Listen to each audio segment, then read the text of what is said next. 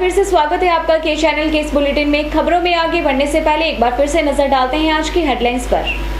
Headlines powered by के news साप्ताहिक समाचार पत्र, जो रखे आपको आगे। को स्पॉन्सर्ड बाय स्वर्ण आभा ज्वेलर्स, जो दे 100% शुद्धता की गारंटी, और ब्लूमिंग वैली, जो आपके अपनों तक पहुंचाए आपका प्यार। 16 जुलाई को रामपुर में हुए 108 हादसे का मामला पहुंचा राजभवन। राज्यपाल से दुर्घटना की न्यायिक जांच की मांग। एसएफआई ने कुलपति के खिलाफ खोला मोर्चा। कुलपति को विश्वविद्यालय की 40वीं वर्षगांठ पर घेरने की तैयारी।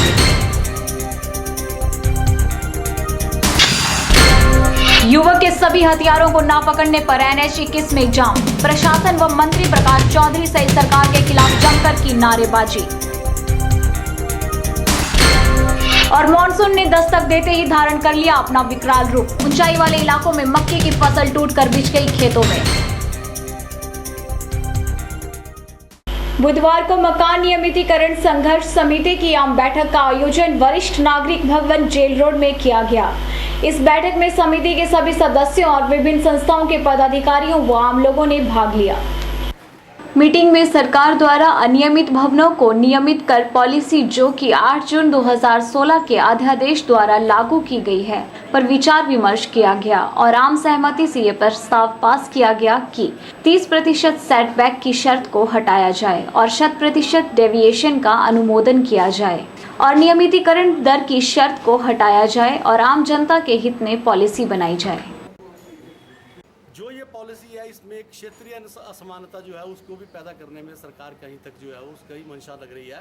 जैसे कि मंडी में डेविएशन पॉलिसी के हिसाब से आपको जो सेटबैक है वो शिमला में कहीं मंडी में और रेट है, मंडी में 3.22 मीटर है, शिमला में 2.1 और 1.5 मीटर का सेटबैक और इसके हिसाब से छोड़ा गया है। इसी तरह नाहन में 4+1 है, जिसका मंडी में 3+1 मंजिल तक का है। मंडी में पार्किंग फ्लोर की हाइट जो है 2.3 मीटर दी गई है, जबकि टीसीपी के सामान्य भवन निर्माण में ये ऊंचाई 3 मीटर रखी गई होती है। तो हमें ये लगता है कि इसमें भी क्यों विसंगतियां डाली जा रही हैं इस तरह की। इससे तो जो एक मूल हिमाचल का मूल निवासी है उसमें असमानता की भाव आ जाएगा। और सबसे बड़ी बात है, शिमला कॉरपोरेशन जो है, जो हमारा ये ग्रामीण अपना शहरी विकास मंत्रालय है, वो शिमला के एरिया के जो साथ में कॉरपोरेशन के साथ जो एरिया जुड़ते हैं, जैसे कि ढली, टूटू, पटियोग वगैरह है, उनको ये फ्रैंकली ऑफर दे रहे हैं कि आप लोगों को जैसे थे यथास्थिति में फ्री में हम रेगुलराइज कर रहे हैं। तो मंडी में क्यों नहीं, मंडी के अलावा और डिस्ट्रिक्टों में ये पॉलिसी क्यों नहीं लाई जा रही। इस तरह की विसंगतियाँ पैदा करने जो है वो सरकार की क्या मंशा इसके पीछे। और मुझे नहीं लग रहा ये पॉलिसी तीसरी बार जो है सरकार ने डेविएशन पॉलिसी लाई है। हम लोगों ने बार बार सरकार को मजबूर किया है कि आप पीपल फ्रेंडली पॉलिसी लाइए, लेकिन हम इस पॉलिसी का भी, इसका भी जो अभी रिसेंटली लाई है सरकार ने, इसका भी विरोध करते हैं और सरकार से फिर अनुरोध कर फिर सरकार ने इसके लिए 45 दिन का टाइम दीजिए, 45 दिन का टाइम दिया था। आप मेरे को बताइए हिमाचल में कितने पटवारी ऐसे बिले हैं जो 45 दिन में आपको ततीमा नकल तो आप चलो मान लो लोक मित्र केंद्र से ले लेंगे, ततीमा उन्होंने देना है। और हिमाचल में कितना अगर इंफ्रास्ट्रक्चर है, कहाँ आपको इतने आर्किटेक्ट मिल पाएंगे, कहाँ आपको इतने ज़्यादा साइबर कैफ़े मिल पाएंगे, और गाँव में तो ये सुविधा बिल्कुल भी नहीं है। तो कैसे वो लोग इसको ऑनलाइन अपलोड करेंगे। हमें तो सीधा सीधा लगता है सरकार इसमें अपने चहेतों को फ़ायदा पहुंचाना चाहती है। बेसिकली सोलन और शिमला डिस्ट्रिक्ट में जो बैठे हुए हैं, सोलन में आपके रियल एस्टेट और कमर्शियल एस्टेट वाले बैठे हुए हैं, शिमला में आपके होटलियर्स बैठे हुए हैं। जैसे 45 दिन खत्म हो जाएंगे, वो लोगों के पास इंफ्रास्ट्रक्चर है, उन लोगों ने ऑनलाइन अप्लाई कर देना है अपने अपने सिस्टम से ही, और उनको इस पॉलिसी का फ़ायदा मिल जाएगा। आम हिमाचली जो है वो फिर ठगा का ठगा रह जाएगा। तो हम इसका पुरजोर विरोध करते हैं और सरकार से अनुरोध करते हैं कि इसको लंबे समय की पॉलिसी में लाया जाए और बिल्कुल लोगों की जो पॉकेट में अफोर्डेबल हो, पेइंग कैपेसिटी के बीच में हो, उसको उसके आधार पे जो है वो एक सर्वसम्मत जो है एक पॉलिसी दोबारा से इसके लिए लाई जाए, ताकि हिमाचली जो है उसका फ़ायदा उठा सकें। और 100% डेविएशन पॉलिसी लाई जाए, ना कि उसमें 30 और 20 का जैसा कोई भी जो है सेटबैक वाला फार्मूला रखा जाए। 100% डेविएशन पॉलिसी में सरकार में हिमाचल में जितने भी लोग हैं सारे उसमें एप्लीकेबल हो जाएंगे। अभी की पॉलिसी के हिसाब से 80% लोग जो हिमाचल के हैं जिन्होंने अनियमितीकरण किया हुआ है, वो इसमें एप्लीकेबल ही नहीं है, अप्लाई करने की शर्तों को ही पूरा नहीं कर पाते हैं। तो इस पॉलिसी का क्या लाभ है। तो हमारा सरकार से पुनः अनुरोध है कि अगली बार जो पॉलिसी लाई जाए लंबी अवधि के लिए लाई जाए, और कम से कम जो है वो हिमाचल की आम जनता के लिए एक पीपल फ्रेंडली पॉलिसी लाई जाए। धन्यवाद। कैमरा पर्सन युगल के साथ ब्यूरो रिपोर्ट के चैनल।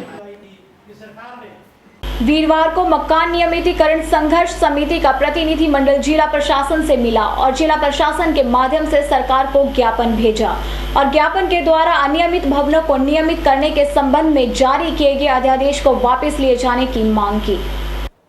हिमाचल प्रदेश में सरकार द्वारा अनियमित भवनों को नियमित करने के संबंध में जारी अध्यादेश को मकान नियमितीकरण संघर्ष समिति ने सरकार से वापस लेने की मांग की है। समिति के प्रधान अमरचंद वर्मा ने कहा कि अध्यादेश को हिमाचल प्रदेश जैसे पहाड़ी राज्य में लागू करना व्यवहारिक नहीं है और ये आम जनता के हित में नहीं है और मंडी जैसे दशकों पुराने शहर पर लागू करना व्यवहारिक नहीं। समिति ने आम लोगों के हित में सरकार से इस अध्यादेश को वापस लिए जाने की मांग की है। उन्होंने कहा कि सरकार द्वारा जारी इस अध्यादेश के प्रति आम लोगों में गहरा रोष है और आम लोगों के हित में इस अध्यादेश को कैंसिल किया जाए।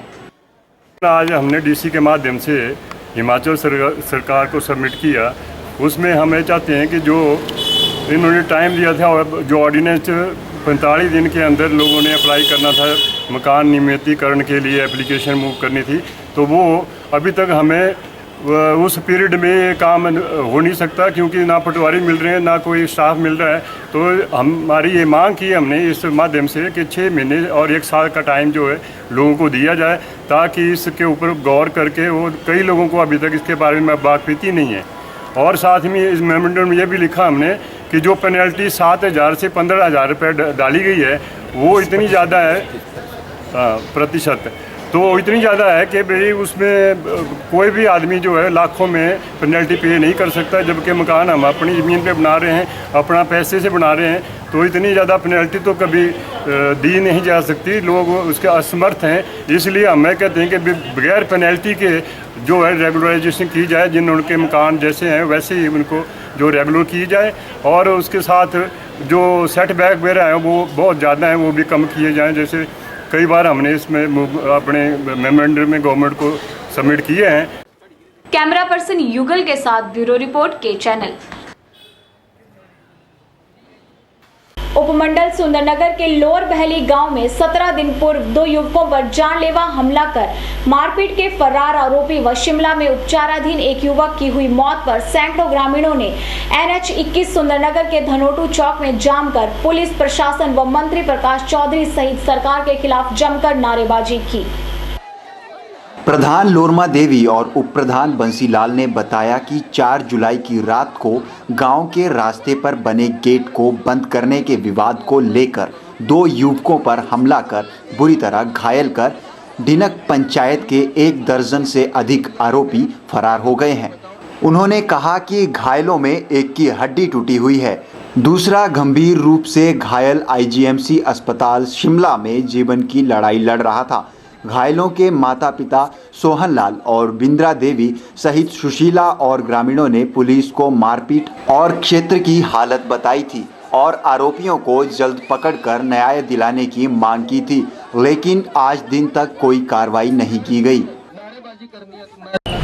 यह जो दुगराई पंचायत एवं अपर बहली पंचायत के पास यह जो मामला सामने आया है, इसमें जो जनता थी उनके साथ आज वार्तालाप किया गया और इसमें जो है 2-3 कदम उठाया गया है। सबसे पहले तो ADM के माध्यम से एक मैजिस्ट्रियल इंक्वायरी इसमें ऑर्डर की गई है, जिसमें जो भी किसी भी स्तर पर जो लैप्सेस हुए होंगे उसका इंक्वायरी की जाएगी और 7 दिन के अंदर यह इंक्वायरी रिपोर्ट देने के लिए आदेशित किया गया है। इसके साथ ही जो हम यहाँ कॉलोनी थाने की जो SHO है उनको यहाँ से हटा के उनको लाइन हाजिर किया गया है एवं आगे जाके यह देखा जाएगा कि उसमें भी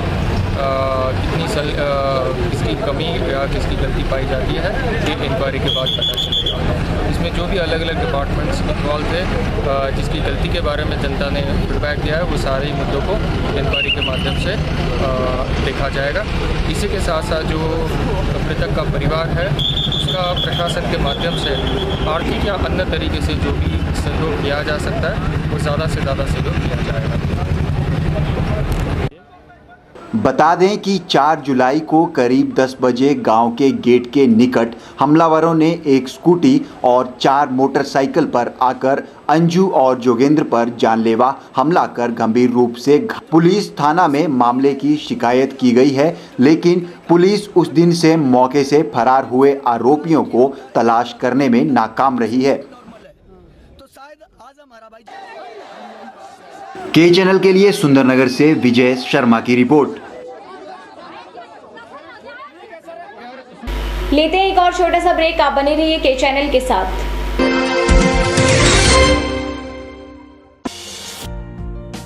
सभी माता पिता, अभिभावकों व संबंधित प्राथमिक पाठशाला के मुख्याध्यापकों को सूचित किया जाता है कि जिनके पुत्र व पुत्री अथवा छात्र व छात्रा जो कि वर्ष 2016-17 जिला मंडी में किसी भी सरकारी या मान्यता प्राप्त गैर सरकारी स्कूल में कक्षा 5वीं में पढ़ रहे हैं, वे जवाहर नवोदय विद्यालय चयन परीक्षा 2017 छठी कक्षा के लिए आवेदन कर सकते हैं। जवाहर नवोदय विद्यालय पंडो जिला मंडी की प्रवेश चयन परीक्षा हेतु आवेदन करने की अंतिम तिथि 16/9/2016 है। आवेदन पत्र बिना किसी शुल्क के जवाहर नवोदय विद्यालय पंडो या अपने नजदीक के प्रारंभिक खंड शिक्षा अधिकारी के कार्यालय से प्राप्त कर सकते हैं। वह आवेदन पत्र भरकर संबंधित प्रारंभिक खंड शिक्षा अधिकारी के कार्यालय में उक्त तिथि तक जमा करें।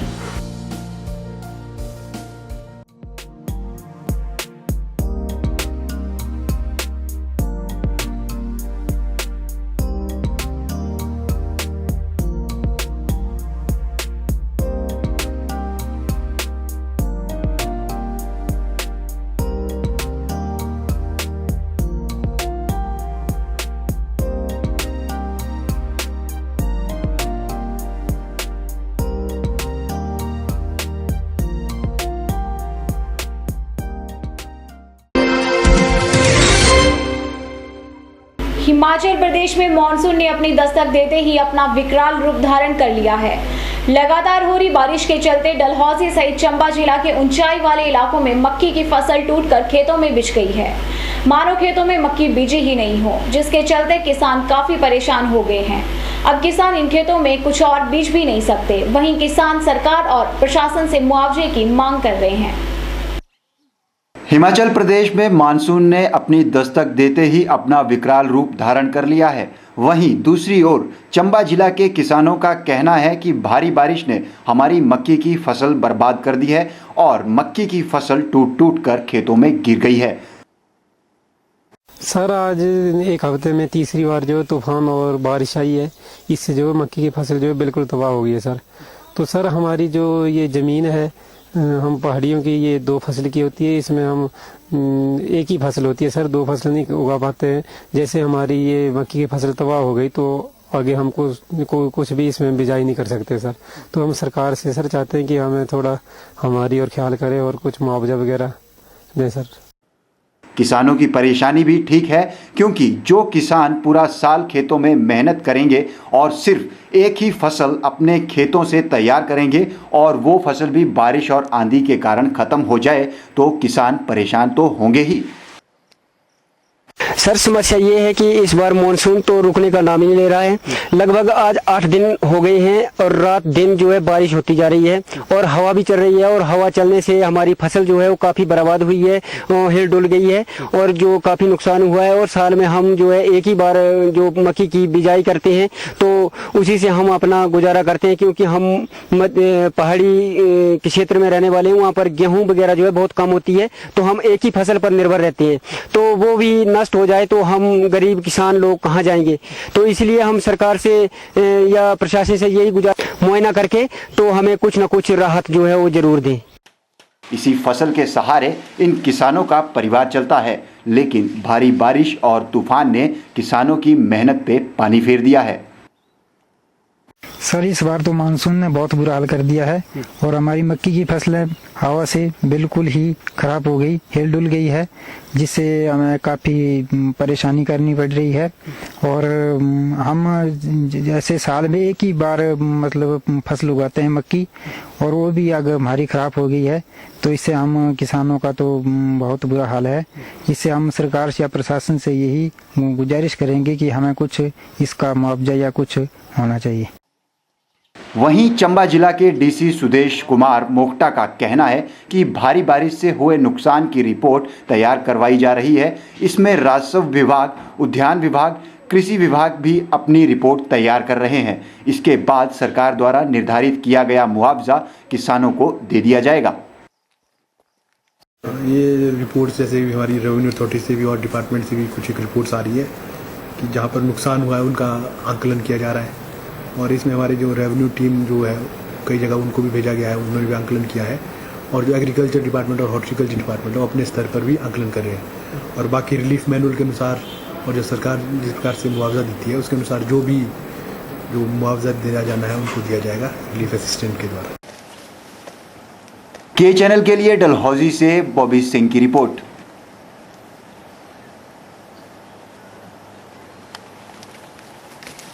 छात्र संगठन एसएफआई ने कुलपति एडीएन वाजपेयी के खिलाफ आर पार की लड़ाई का मन बना लिया है। एक तरफ विश्वविद्यालय में एसएफआई जहां पिछले 106 दिनों से क्रमिक अनशन पर बैठी हुई है, तो वहीं दूसरी तरफ विश्वविद्यालय के बाहर भी मोर्चा खोले हुए है।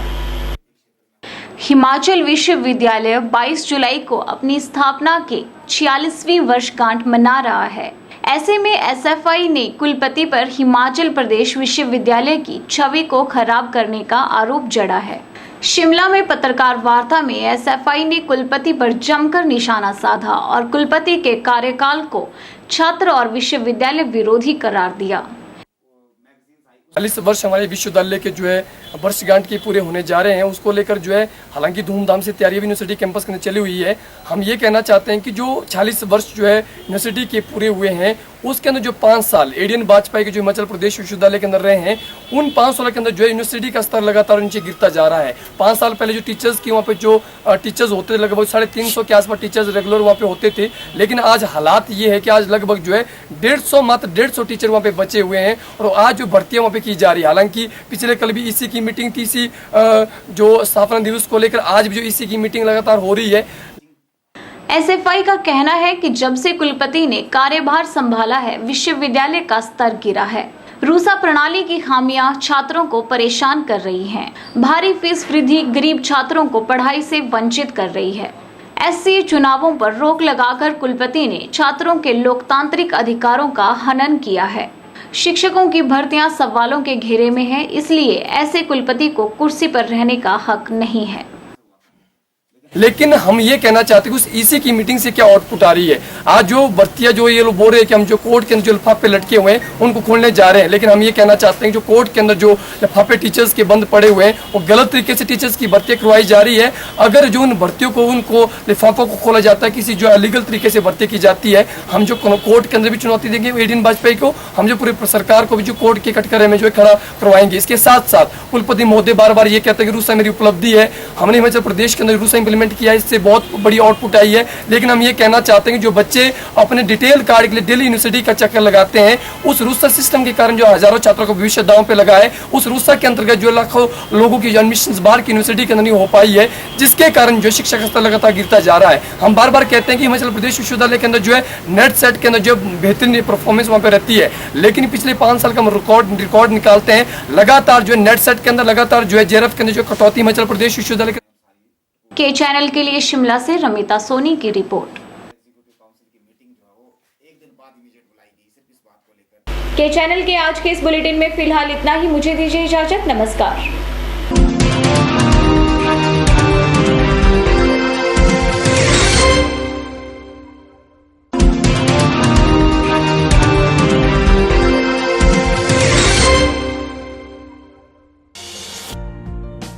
सभी माता पिता, अभिभावकों व संबंधित प्राथमिक पाठशाला के मुख्याध्यापकों को सूचित किया जाता है कि जिनके पुत्र व पुत्री अथवा छात्र व छात्रा जो कि वर्ष 2016-17 जिला मंडी में किसी भी सरकारी या मान्यता प्राप्त गैर सरकारी स्कूल में कक्षा 5वीं में पढ़ रहे हैं, वे जवाहर नवोदय विद्यालय चयन परीक्षा 2017 छठी कक्षा के लिए आवेदन कर सकते हैं। जवाहर नवोदय विद्यालय पंडोह जिला मंडी की प्रवेश चयन परीक्षा हेतु आवेदन करने की अंतिम तिथि 16/9/2016 है। आवेदन पत्र बिना किसी शुल्क के जवाहर नवोदय विद्यालय पंडोह या अपने नजदीक के प्रारंभिक खंड शिक्षा अधिकारी के कार्यालय से प्राप्त कर सकते हैं। वह आवेदन पत्र भरकर संबंधित प्रारंभिक खंड शिक्षा अधिकारी के कार्यालय में उक्त तिथि तक जमा करें।